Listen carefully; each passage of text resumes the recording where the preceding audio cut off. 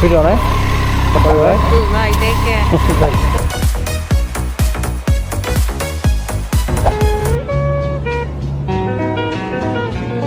So சாப்பிட்றதுக்கு இந்த கிரெக்ஸில் இப்படி பேஸ்ட்ரி மாதிரி ஒரு ஐட்டம் வந்துச்சு, அதை வாங்கினேன்.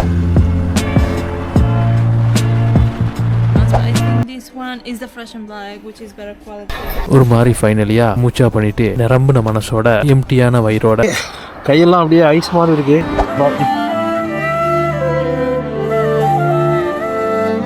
மெயின் ஸ்டாண்டில் எனக்கு போட முடியல, ஏன்னா வெயிட் கூடனால. இந்த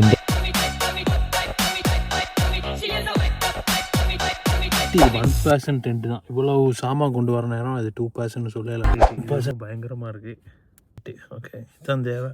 சும்மா புல்லில் போட்டு மடித்தேன், அது ஈரமும் அந்த வெட்டின புல்லும் சேர்ந்து இப்படி ஆயிடுச்சு. ஸோ இதில் இப்படி சோலோவாக தனியாக இப்படி தனியாக ட்ரிப் பண்ணுறதுல என்ன ஒரு வித்தியாசம் அப்படின்னா, ஒரு பெரிய ஒரு நிம்மதி இருக்குது, பெரிய ஒரு ரிலாக்ஸேஷன். எல்லாரும் சேர்ந்து இருக்கிறது, ஃபேமிலியாக இருக்கிறது சரியில்லை அப்படின்னு நான் சொல்ல வரல. அது தனி சந்தோஷம். அதுதான் உங்களோட லைஃப்க்கான பர்பஸ், வாழ்கிறதுக்கான ஒரு ரீசனையும் அதான் கொடுக்குது.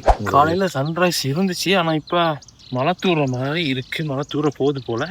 ஐயோ நினையணுமா, நானே ஆசைப்பட்டாய் பாலகுமாரா அப்படின்னு நினைய வேண்டியதான். பாருங்க, கேம்ப் பண்ண மாதிரியே இருக்கக்கூடாது. நீங்கள் எங்கேயாவது போய் கேம்ப் பண்ணாலும்